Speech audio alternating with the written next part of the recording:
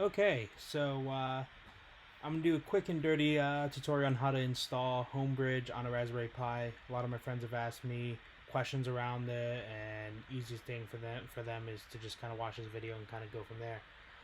So first you need Raspberry Pi, got a 0W, 3A plus, Raspberry Pi 4, all different specs and whatnot, different price points. This 4 is going to be your most expensive. Um, if you're running video streams and whatnot, then you're going to want a 4 for that extra processing and memory that it has. Um, if you're not, you're just doing simple like Nest and Open Garage and a few other plugins. Uh, Either one of these will be fine. So Raspberry Pi 0W, probably the way I would go if I'm not doing anything with video. It's the most cost effective. Micro Center and stuff like that will have them on sale sometimes for $5, but on average are about $10 to $15. You'll need a micro SD card and a power supply. You can get all that at Micro Center or online. Um, you shouldn't spend maybe more than $20 for everything if you do a 0W. So first thing we're gonna look at doing. So hopefully this video is gonna be under 10 minutes. But the first thing we're gonna look at doing is flashing the SD card with the Homebridge software. And to do this, we're gonna download the Raspberry Pi imager from raspberrypi.org.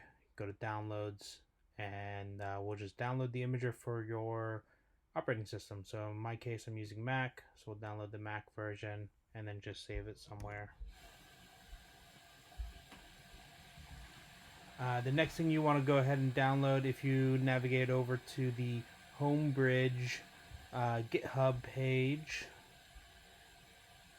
we have the official Raspberry Pi image. Now you can install Homebridge manually if you would like, but image is 10 times easier, and that's what we're going to be doing. So we're just going to go ahead and download the latest version, and then we see the zip file right here. And we'll also download that. Okay, so now that both images are done downloading, I already have Raspberry Pi Imager installed, but just to show you what that looks like, once the image is done downloading, you just move that to applications and run it. If Mac says this is an unidentified developer, just hit open. Now, here we have our Raspberry Pi Homebridge image. So here in Raspberry Pi Imager, we're going to choose OS. Thing I like about Raspberry Pi Imager, it has a lot of the OSs already in there for you, like RetroPie, which is really cool. But we're going to use a custom one here at the bottom. Give it access. Go to our desktop where it's saved. And choose our file. Then we can plug in our SD card.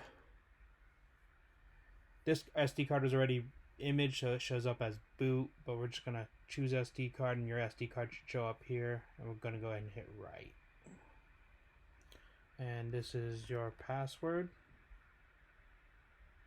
for the computer, and we'll give this a minute to write.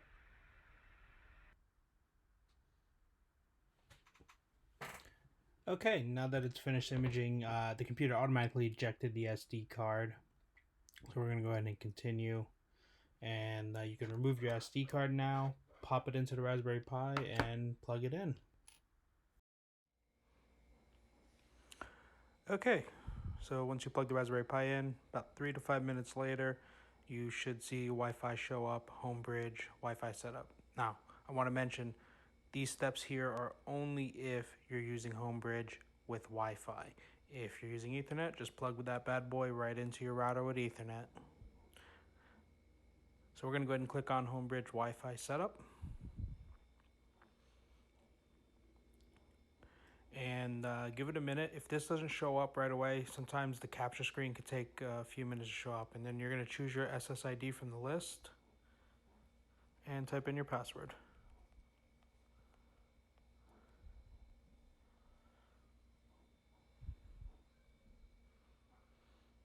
And then once you're done, it takes you back to the Wi-Fi screen.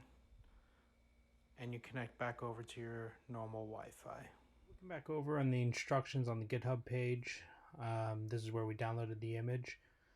Gives you some instructions on how to flash it. We've already done that.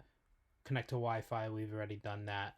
And again, if you're not using Wi-Fi, you just plug it via Ethernet. So now we need to go ahead and connect over to our Homebridge. So it's as easy here. I'll do it on my Mac. You can also do this on your phone. It talks about how to do it on your phone here. But we're just going to go ahead and go to this link.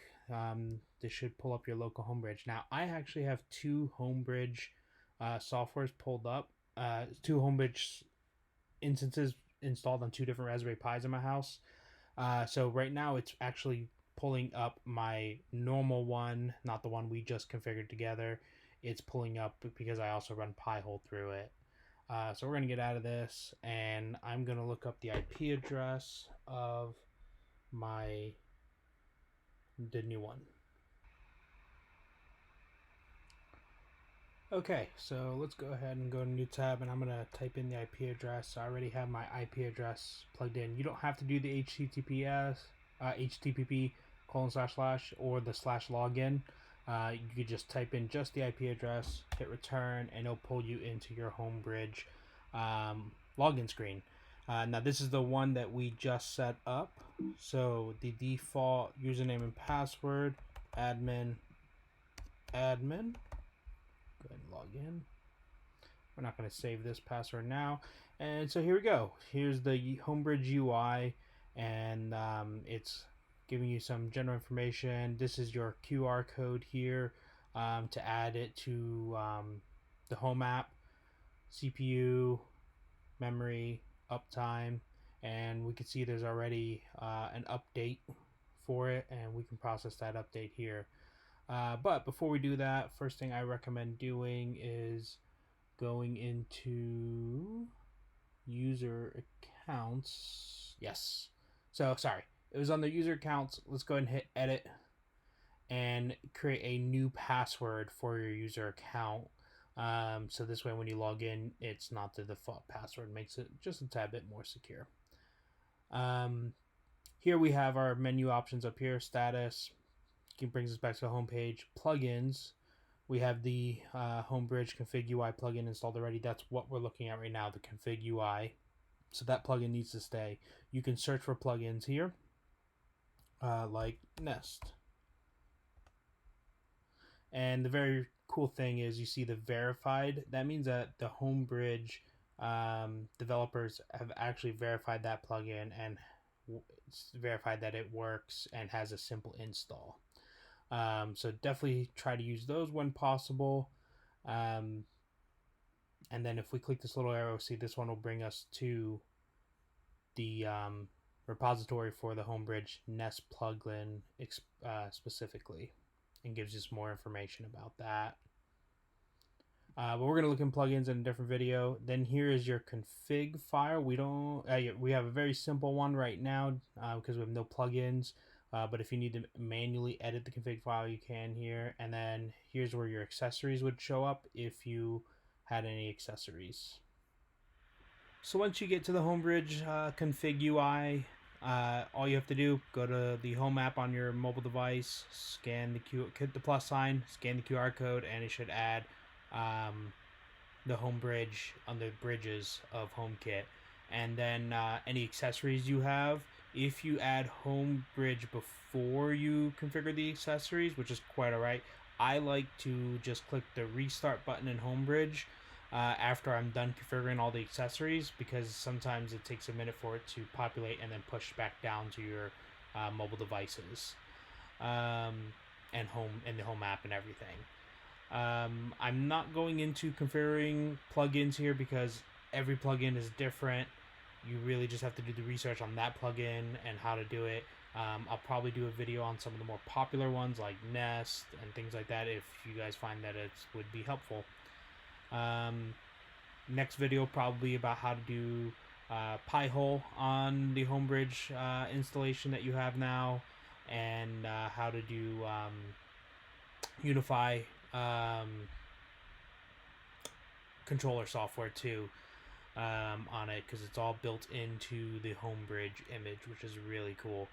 If you don't know, Pi-hole is ad blocking on your network, so you don't have to install anything on your devices. It just does it over the network. And Unify controller is for the Unify router systems, so this way you can remote control your routers and stuff like that if you have the Unify routers.